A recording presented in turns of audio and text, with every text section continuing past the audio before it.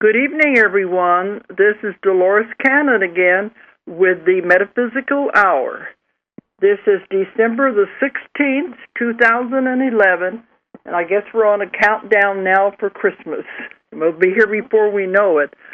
This whole year has really flown by, and I have no idea where it went. Me either. It's up in the air. It's floating around somewhere. Yeah. The time everything just seems to evaporate on us because it's last I remember was last Christmas. Seems like. I don't know if I remember last Christmas. So. But it seems like I've been on the road ever since June, so that helped a lot of it evaporate. I lost the summer, I lost the fall. Here we are getting ready to go into winter, and it's like, where in the world did 2011 go to? So we're going to be traveling just as much, or not quite as much, as next year, but we've got a lot of trips already planned for the whole year. 2012 is just about packed solid now. Yep, it is. I don't think we can work anything else in. I don't think so. I'm going to many other countries, and they wanted me to come to South America, and Julie told them, I don't know how. There just isn't any room left in the whole year. Right, it'll be the following year. And they're disappointed because they hope to do it this year.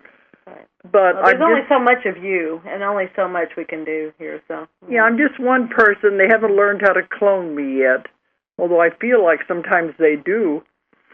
But I can just go to so many countries. Well, we haven't learned how to bilocate either. That's our two options, cloning or bilocating. So it'd be good if we could just all of a sudden be there, like beam me up Scotty. You wouldn't have those long 14-hour flights. But this we've got a lot of other countries, and it's focusing more on Europe again. Now we'll be in China, and I've been invited to go to Turkey. And she said when they emailed, she had one weekend left open in April. And she asked me, how do you feel about going to Istanbul? So it's a World Summit UFO conference in Istanbul. So I said, I really need to go to that. And they're focusing on 2012. Right. And so that's going to be in April. So even though I have weekends off, and I think I'm going to be home for a while, they're filling up too. Right. More countries and more places we're going to. And we do have the cruise later this year, too. Yes. I guess we should tell them something about that. Yes, that'll be... It's in August? That's a problem. No, it's October. It's the 1st of October. Okay, because I know the end of July I'm going back to Europe. Right. And then we're going to take the cruise as part of that, isn't it? It's at the end. Yeah, it's at the end of that whole trip. So that gives you an idea of the trip. If we start at the end of July and the cruise is the beginning of October... Yeah. So usually in November I'm in Australia, but this year we're not going back to Australia this year in 2012. Right. But do you want to tell people something about that? Because we are going to be doing publicity if they want to sign up for the cruise. It'll be on pretty soon. It'll be on the website very soon. We're finalizing the details, but I know part of it's in Athens. It starts from Rome. Yeah. And then I think one of the stops is Athens, and I'm going to be really. There are places I don't know them yet. I mean, I don't know Israel. No, it's not going over there now. It's an Eastern Mediterranean. Okay, because we were going to go to Egypt, but because of all the upheaval they're having there, it's funny. Japan was canceled because of upheaval, but that was the earthquake. Right. And this is political upheaval. It may be calmed down. But the ships are not going to Egypt. They're not planning the cruises. Right. There were a lot of them that they were just not planning them because of the Egypt part. So we decided to pick a cruise that didn't have Egypt in it, so we could go ahead and get that planned. And then our contacts in Egypt, then we were looking at possibly doing just a tour just to Egypt. After all of this. So yeah. So, but if people want to know about this, we will have publicity soon if they want to sign up for this. Right. We'll have it on there soon. We're finalizing it, and I'm sorry to be dumb about it, but it's just, they're names that I don't know, and that's why I don't remember them. Well, there's so much happening. Okay, we heard a beep. Is there a caller online? Yes. Okay, go ahead. Hello. Hello, Dolores. It's so good to hear your show. And I had a question because I remember that you had talked about the new Earth, and you had said that you had described that at some point the two Earths are going to separate. So I assume that you refer to a spiritual separation. Have you had any more insight about that? It's not a spiritual separation. It is a real physical separation. This is real. This has nothing to do with spiritual. I thought we kind of covered that on one show, but maybe it's yeah, because you had the email with somebody asking that. I think it was 2 shows ago, but yeah. It always bears repeating. Yeah, because in one of the emails, somebody wanted to know, was it a spiritual or was it a physical? And it is a physical thing that is happening, and we're in the middle of it right now. And people said, do you have to die to go to the new Earth? No, because when you first go, you will take your physical body with you. Then after we're over there for a long, long time, we'll turn into light beings. But it is a physical separation because the Earth is going into another dimension, and it's changing its vibration and frequency to go into another dimension. And as it does that, of course, it'll be vibrating at a different speed, and it'll become invisible to the old Earth. And the old Earth is where all the disasters and the wars and everything are going to be happening. And those are into negativity and who don't understand this, and they're not ready. No, they're not vibrating at that frequency. They will stay with what they have created. But they said it doesn't matter. Eventually everybody's going to get there. But, it is a very physical thing. But I don't know, I'll have all the answers because they told me even they don't have all the answers because this is the first time in the history of a universe that a whole planet is going to move into another dimension. Does that kind of help you? Yes, that clarifies a lot when you say it's a physical separation because then you can look at some of the changes that are happening today. For example, when you talk about a new Earth, and many people talk about heaven on Earth, there are some signs that we may be reaching that. For example, in nature, we're seeing certain organisms that are causing algae to sparkle. For example, this happened, I think, in San Diego. I forget it's a biological process. I can't think of what it's called right now. But it's called, in Australia it happened also, and it was called the Blue Lake. And we're seeing things in nature that we've never seen before. And there are great anomalies and changes in evolutionary changes that we're seeing in certain species as well. And I'm not sure if there's a connection to that, or if it's a sign that that might be part of the new dimension. Yeah, most people aren't paying attention to it, and they don't even notice anything that's going on. It's the day-to-day stuff. But if you really start watching and are aware, you will see these things. Well, if I might interrupt or interject, when you were saying, well, over there, and they were saying, it's here. We got to stop putting it out there and over there like it's yet to come, which is why they keep saying it's already happened. Yeah. We will see it when we believe it. And there you are showing us right now. See, it's already there. We just have to look at it and see it. So thank you because I'm just like, yes, it is there. We are already here. And I think people like you who are more aware, we are noticing it more. It won't just all of a sudden be bam and something drastic and we go to the new Earth. It's a very gradual thing. And it's been happening since around 2003. And you begin to notice things seem better. They look different. You feel different. Then you really begin to realize something is happening. Yes, you do. If you notice and you study the changes. And what I do is I follow a woman called Susan Renison, who documents a lot of these changes that are happening on the Earth, and that's how I stay tuned in to it, because you won't really see it in the mass media, and you won't really hear your neighbors talking about it per se. You won't read about it in the newspaper. You'd have to really dig. We did have news about the Kepler 22b, the Earth-like planet that finally has been found by NASA.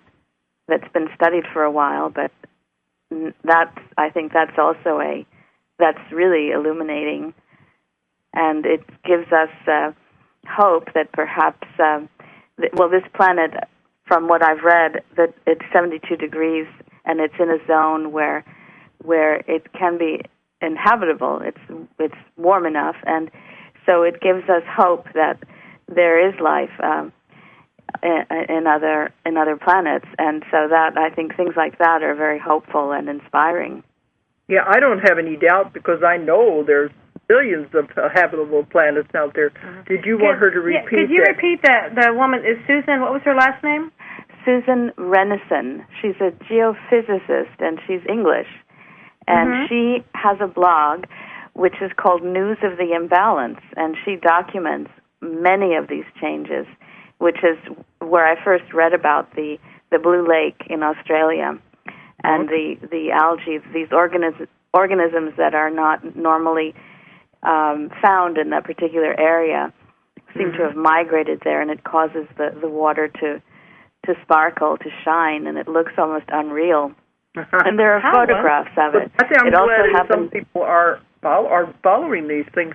But it was last week, I think, or week before I was talking about, I just came back from Australia, and we flew over Lake Ayers, up by Ayers Rock, and it was the first time, they said in 200 years it only happened 2 or 3 times when the lake was full of water, and that the stewardess were all trying to take pictures of it.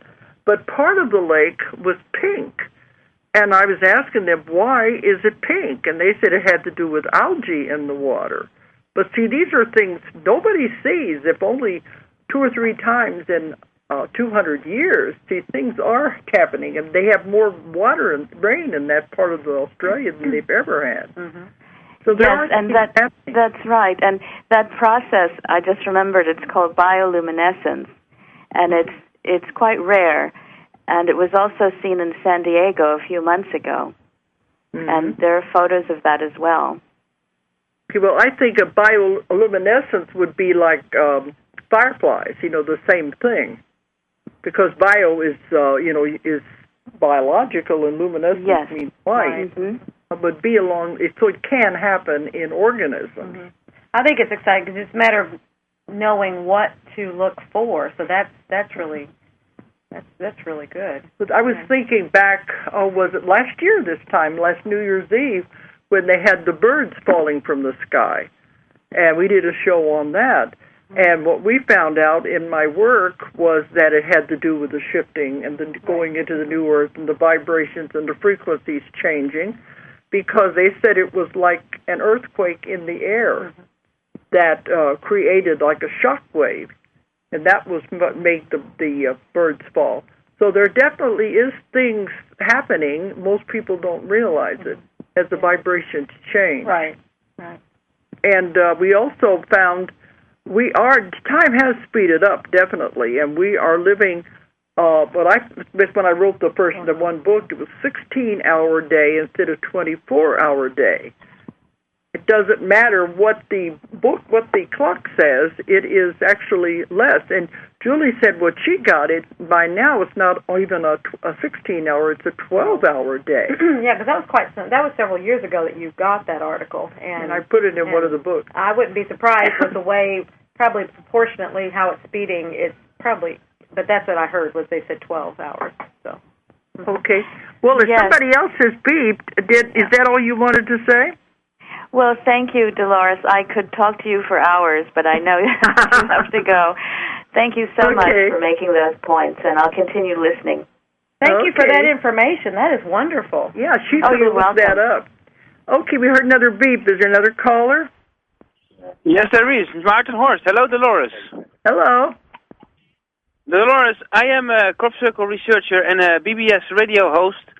On Monday morning, 11 a.m. PST, my radio show is called ET First Contact Radio. Okay. And I've been following your work, and I've seen you in many videos, and I'm very interested in your work and delighted to be on your show. Okay. Okay. Do you have a question? Yes. Would you like to come on my show in January? On ET First Contact Radio. Well, I don't know, because I am starting to travel again in January, and we've got a really full year. It's just hard to say. Why don't you email me, and we'll go from there. Right, okay, I will. And then there's a second question, Dolores. Yeah? Are you by any chance coming to the crop circles in Wiltshire in 2012? To where? Oh, this is so fun. What's your... To the crop circles in Wiltshire.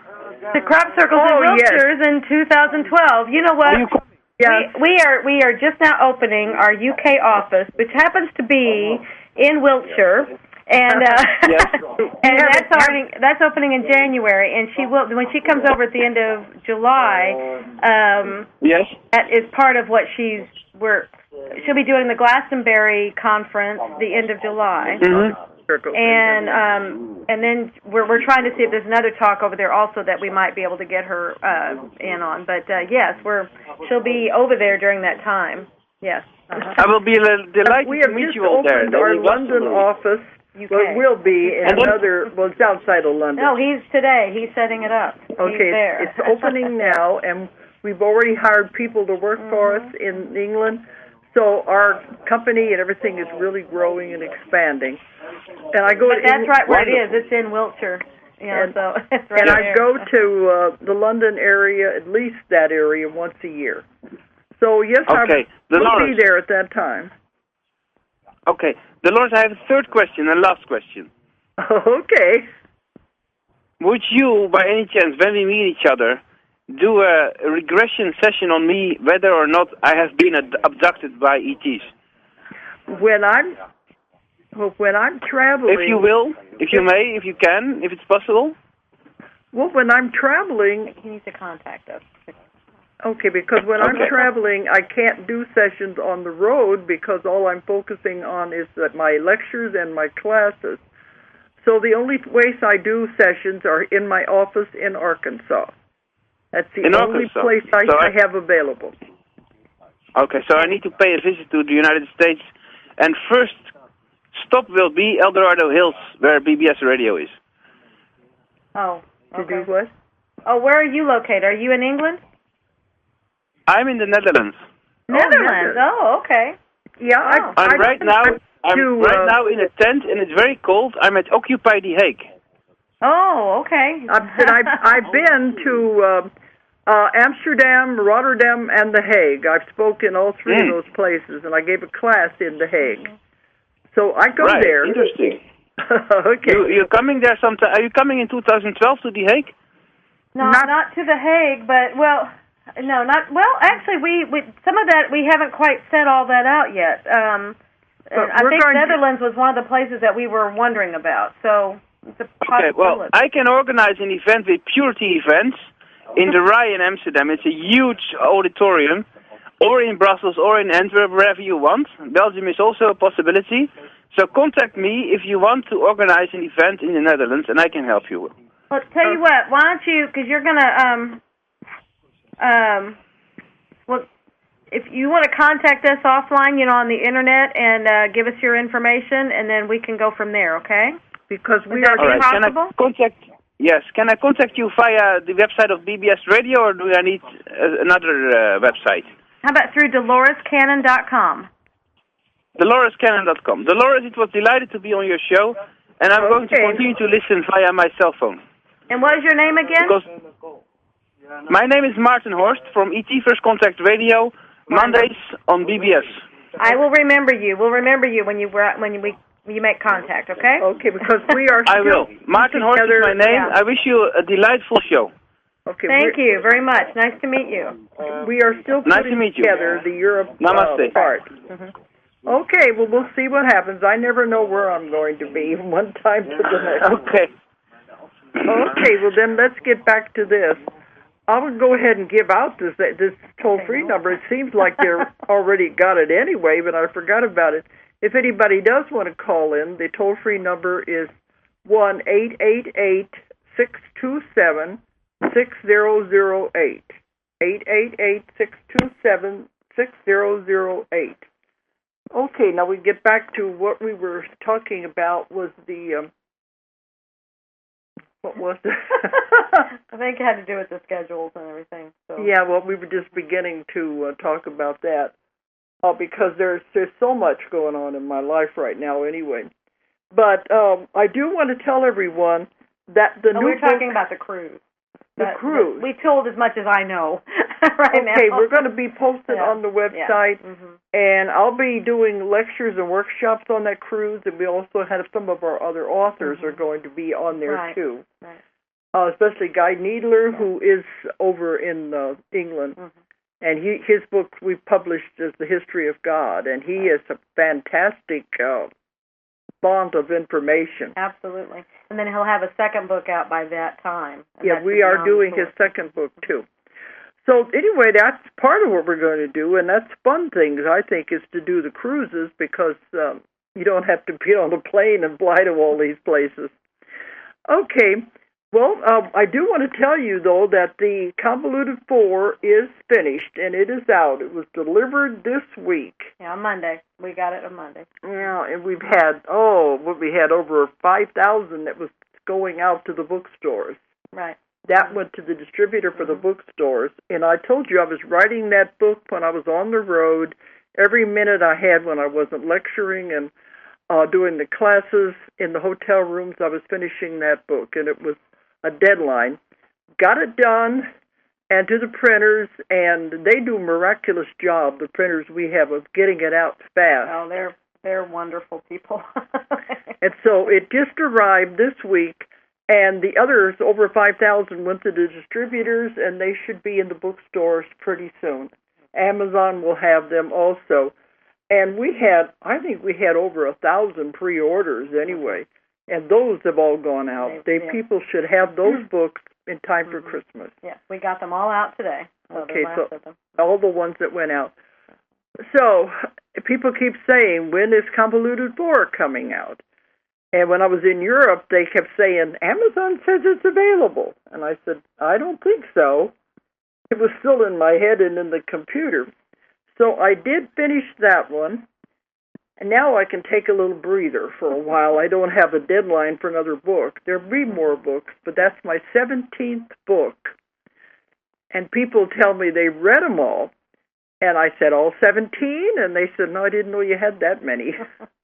But they're all, every phase of metaphysics you could possibly think of, and I've written about, because I've investigated. Okay, so we were going to... Well, if I can put a little plug on this book, there's a special... extra special thing in there, these pictures, and that's a real novelty. One, because we didn't know if we could do that, and we were able to get that done, and they're nice color pictures of actually the energy source that is guiding us through all of these things. So it's really exciting. I think that's a valuable piece, and I think they said if people will look at those pictures, it delivers a lot of information to them. So, and it also works on their DNA. Mm-hmm. But I showed those pictures at our conference in June, and also at all the lectures I've been doing in the last 5 months all over the world, I've been showing these pictures. And when I got them, it was in 2006, I think, I didn't really know what it was, and I didn't know what to do with it. But now, everything has fallen together, and this is the right time, and it makes sense. And we don't usually do color pictures. But these, they were able to do it as an insert into Convoluted 4. I'll tell them what that was about. Mm-hmm. But what happened is I had one of my clients came to see me. It was about 2006. And her and her daughter came, and I was going to do a session with each one. She brought these pictures, and she said they had taken them a couple of years before, I think around 2004 or 5, and they didn't know what to do with them. But she said they thought they'd give them to me because maybe I would know what to do with them. At the time, I didn't. But they were outside one night, and they saw this huge light in the sky. It was much, much brighter than a star. It wasn't as big as the moon, but it was a bright light. So they didn't know what it was, so they took pictures of it, just pointed at the camera at it and began to take pictures. And what came out on the film was not what they saw in the sky. Didn't come out as a solid light. It came out with something that morphed and changed and moved twisted into all different kinds of shapes. And like something that's alive. And later when we had the session, that was one thing we wanted to find out was what was this? And they said this is like the energy that was sent to Earth at that time to help with the raising of the consciousness and the changing of the vibrations and the frequency to help the people to move into the new Earth. And it's very powerful. And they said it looks small when you see the light, but actually it's very, very huge. It's much bigger than you could imagine because it's further away. But it's a good energy, and it goes from different planets that need help, and it helps to raise the vibration, so it helps the energy of the people. But I asked them, when I was doing the session, I said, yeah, but when they looked at it, they saw it as a single light. They said that's because this is invisible to the human eye. That's not the right words. They said the human eye cannot pick up what it really looks like. Yeah. That the camera picks it up, but the human eye can't. Probably like how the digital cameras are picking up orbs. I think they're flashing into that other dimension, so it's an interdimensional thing, probably. Because the cameras now seem to be more sensitive.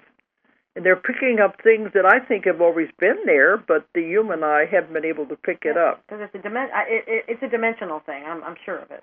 With the cameras?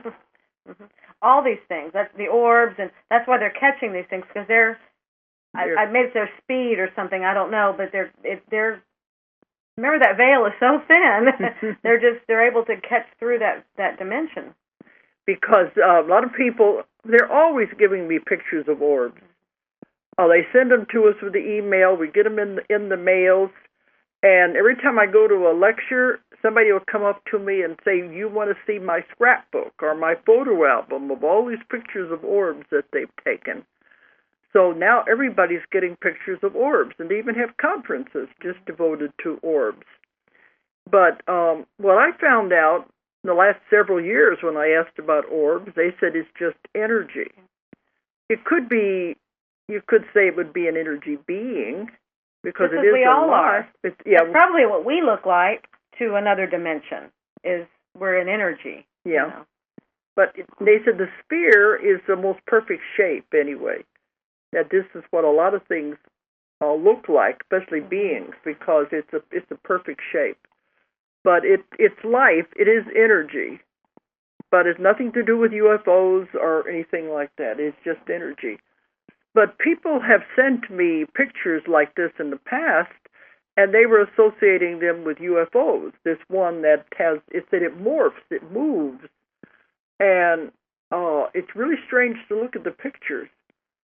And one of the lectures, they said, well, how did that have a series? How was it, series or what? And I said, all they did was point the camera at this light and just flash several pictures. And they didn't know what was going to be there until it was developed, because this was taken to a photo place and have it developed. It wasn't the digital. It wasn't the instant. But people have sent me other photographs like that. One man in Sydney sent me several that he took out over the harbor at night, and they were associating them with UFOs. So I asked them that, and they said, no, it is not a UFO. It hasn't got anything to do with that. This is a living entity, a living energy. It's very loving, and it's nothing to be afraid of, but it is here to help raise the consciousness and help people adjust. They're being affected whether they know it or not.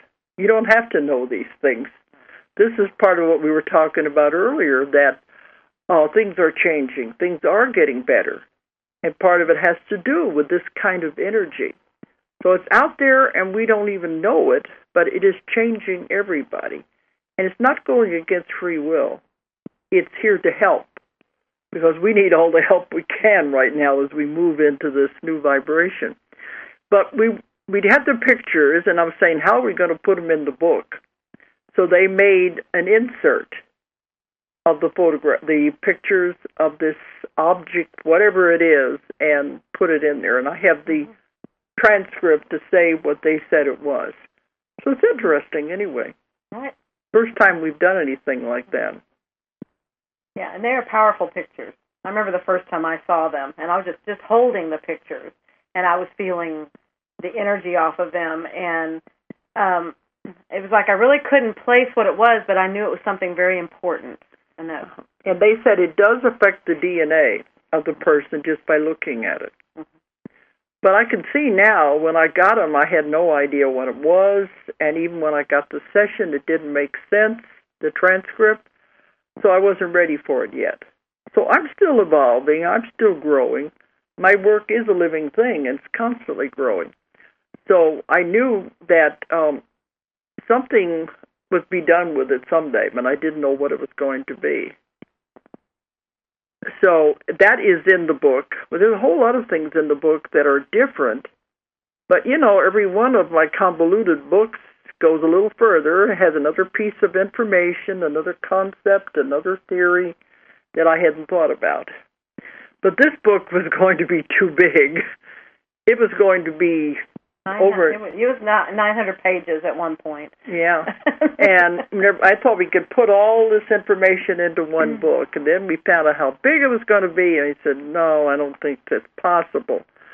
And the deadline I had on me, I wouldn't have been ready yet. So when I was on the trip, I decided to pull out about over 300 pages. They were on one topic. And I pulled that out, and I said, we'll just save that for the next book. Then we were able to get it done, and it's still a 600-page book. Right. With taking that out. So I had to divide it up into 3 sections. Because, the information just keeps coming. In the first section, I call it Beyond the Veil, where I was talking about more information about life after death and life on the spirit side. I wrote the book Between Death and Life years ago, and that book is still out there, and it's still in demand, and it's in over 20 languages. That book was about what happens when you die and where you go and what it's like on the other side. So all these years, I'm still getting information from the clients on what it's like on the spirit side. And nothing has ever been contradicted. It's always the same information about what happens. So I decided to put that in one section because I didn't feel it was enough for a book on its own. The second section, and this is the one that I took out, had to do with searching for lost knowledge or sacred knowledge, because I have many sessions of people who go back to times when they had a lot of knowledge, ancient knowledge. They were different priests and priestesses in secret mystery schools, all down through the ages in the world, whenever having that knowledge was dangerous. And there's always people that would be out of place in their town or in their time, having been able to heal, being able to use herbs, and people don't understand. They would usually kill them because they didn't understand what they were doing. So I have a lot of sessions like that, and I was going to put them in one separate section. And then the third section was about the more convoluted material, but it was just getting too big. So I decided to take out all the part about the sacred knowledge and the hidden knowledge and save that to go in another book. Mm-hmm. So I've already got a big hunk that's going to be in another book. And it's okay because it does flow. We have the one section now on the life after death, and then we go into the convoluted universe material after that. And that's where we still have some more very strange concepts. Very. Oh, I know. They keep saying, I write these books for people who want their minds spent like pretzels. Well, that's what's happening. I'm going to go into the backdrop, people. I know you were going to do about your past lives. Which one takes this amount of time? I was trying to figure out, because we do want to tell you what's in the book. Well, I'll tell about my past lives. Maybe that will take up some of this time. We, every time I give a lecture, people always ask me, do you know anything about your own past lives? And yes, I do, because if you're in this line of work, you eventually want to find out about it anyway, and especially in the beginning. It's when I was really wanting to know a lot of information. And when I was developing this technique that I use, I had a lot of past lives done by other people. So I know about 8 of mine. I don't need it anymore. I found out why I'm doing what I'm doing, the kind of work I'm doing, and I found out my connection with my family, and then it just got to where I don't need it. I have some people coming to me, which I call past life junkies. All they want to do is have past lives and continue to have them, sessions again and again just to find out about past lives. They're not really looking for information. What would you call it, entertainment or Who was curiosity? I? What was I? Yeah. Because, the vast majority of them, you weren't anything. 90% of the past lives are dull, boring, mundane, what I call digging potatoes lives, because you may be a farmer out in the field or a native in a jungle where nothing really happens. I had one man after one session, he said, well, I sure wasn't a pharaoh in Egypt, was I? So it's very rare that you would ever have anybody who is going to be a session traumatic or dramatic. The vast majority of the ones I do, I just give them the tape and I say, okay, there's something in there, even in a dull, mundane, boring life, there's something that they need to know that connects it to their life right now. But if people are doing it to look for excitement, it's very rare that that's going to happen. But a lot of them think, oh boy, this is going to be exciting. I think those people, their life must be very dull now. Yeah, they're just looking, like you said, entertainment or escape or something. So they have some reason. They think, well, maybe my other lives were more exciting than the life I'm living right now, so they'd rather escape into the other past life.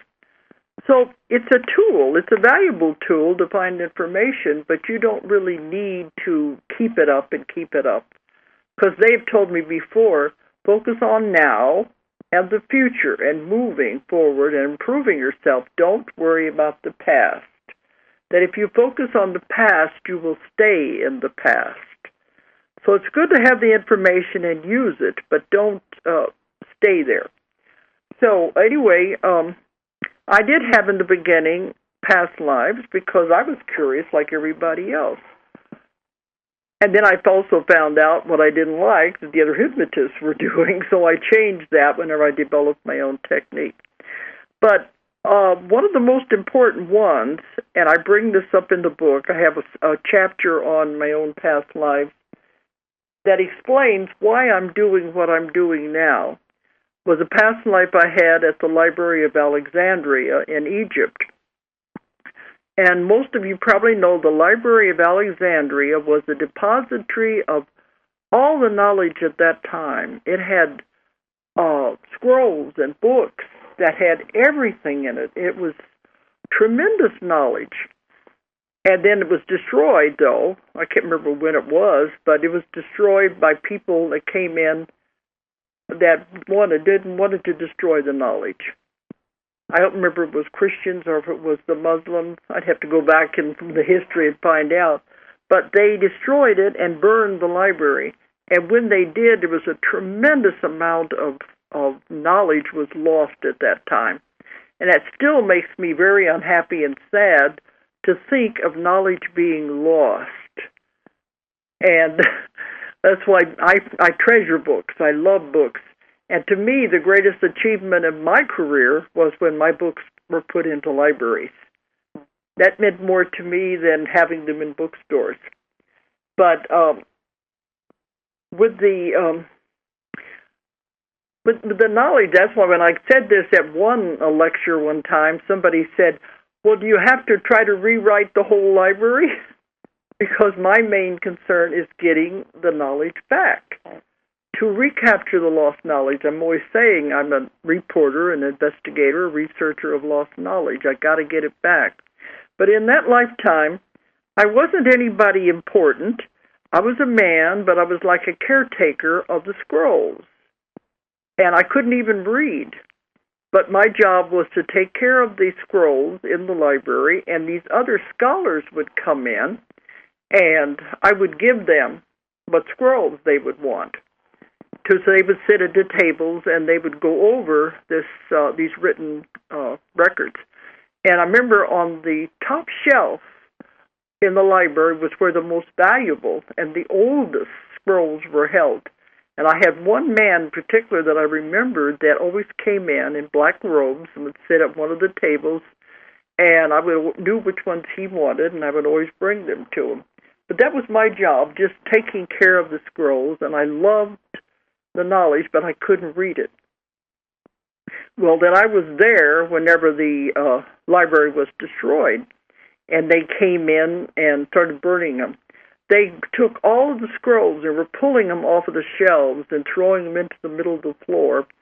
And I know I was just, I became hysterical when they began grabbing the ones off the top shelf. Those were the most valuable, and throwing everything into the middle of the room and set fire to it. And that was just horrible to me that somebody could do something like that. So I grabbed all the scrolls I could and was running out of the building, crying and everything. And as I got out of the building, I was run over by a chariot, holding on to my scrolls.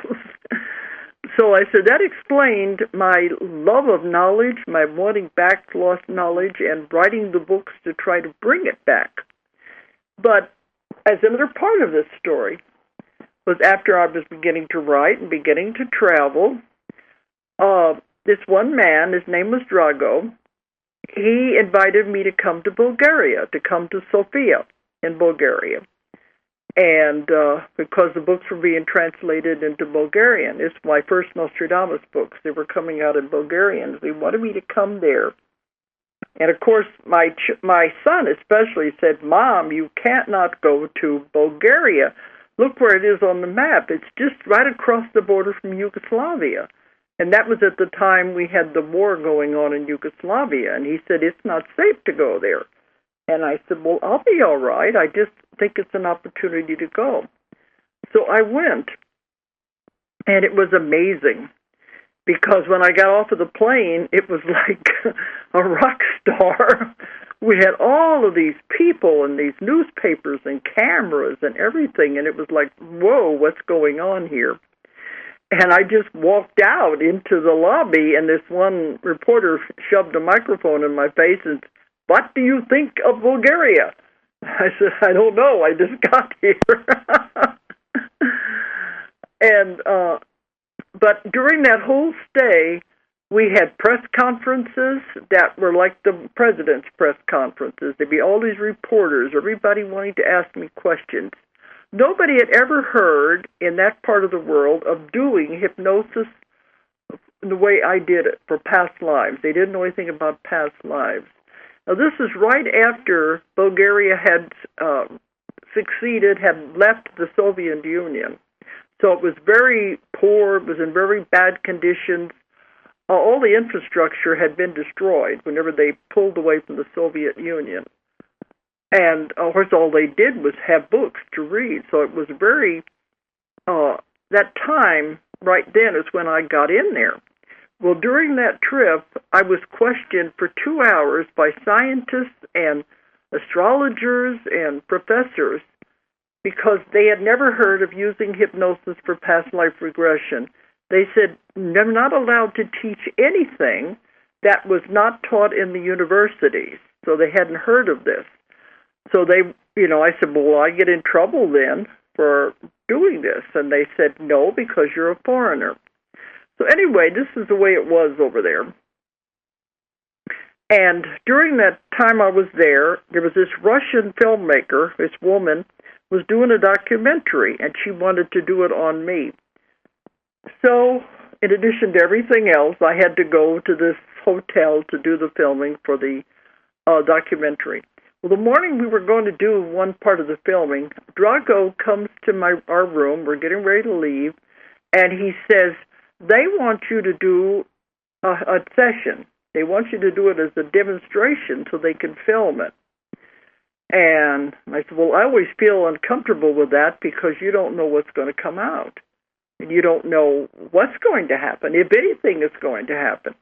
And I said, well, who would I do it with? And he said he volunteered me to do him. Now, his English is good. I could understand him. And I knew him, so he thought maybe that would make him feel more comfortable. And so he agreed to do the session. So we get to the hotel, and we go in. They've got the cameras and everything all set up. And we're going to say we're going to do the session. And the woman said, she brings this young girl out. She said, this is the one you're going to do the session on. Beautiful blonde girl with shorts, sexy looking. And he said, she's the one you're going to do the session on. And I said, but does she speak English? Does she understand English? And she said, we speak English. And I was thinking, it's probably just because it would make good film. But I was thinking, I don't think so. I don't think it'll be a good session because if you have this language barrier, it's going to be harder. So anyway, I told him Drago had agreed to do it, and we were going to do him. Now Drago's a nice-looking man. He's got a beard, and he's good-looking, but he's definitely not sexy.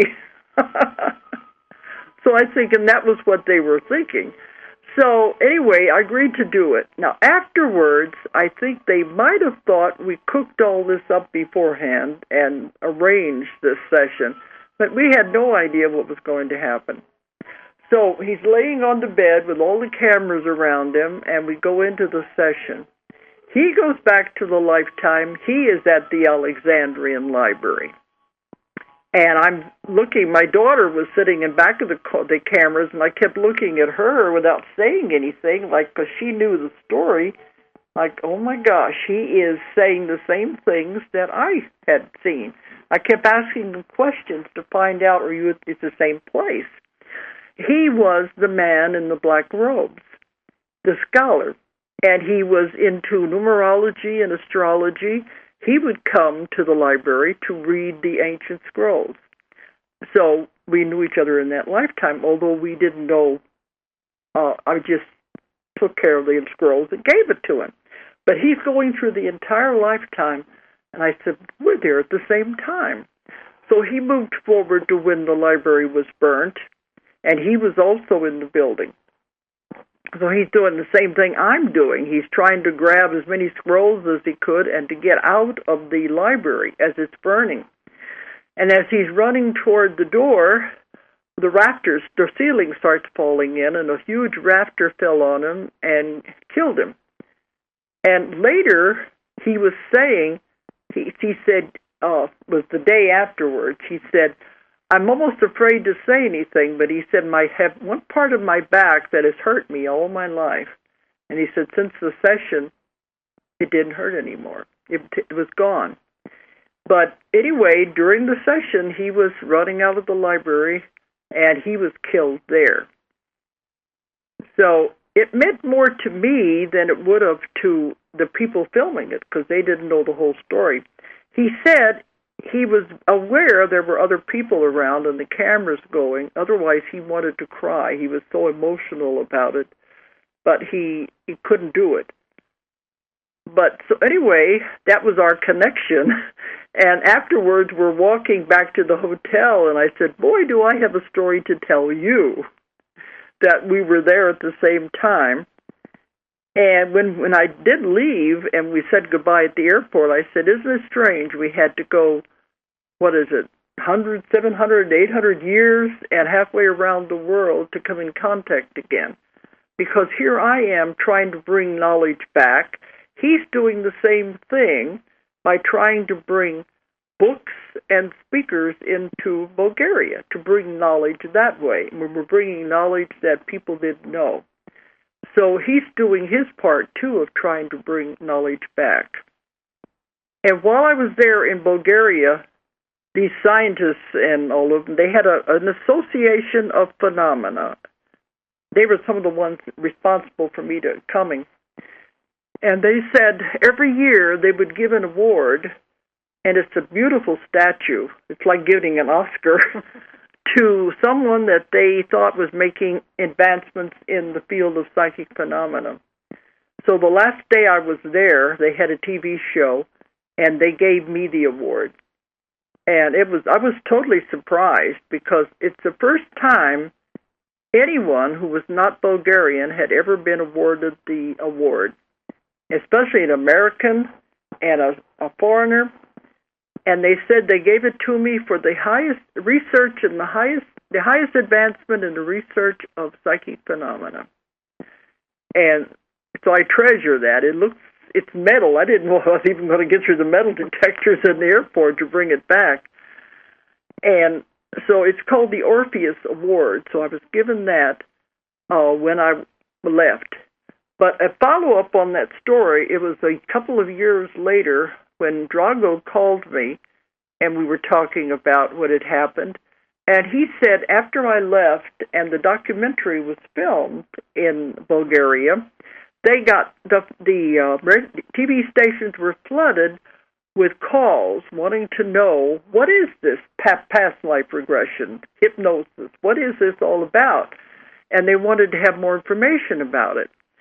So Drago said now, after I'd left and there was this interest in it, now the scientists were teaching it, and they were using past life regression. Of course, I wonder if they were doing it from the film where they showed me doing it. I don't know how they were doing it, but they are doing it. So I think I'm responsible for maybe entering a whole new way of thought into an entire country.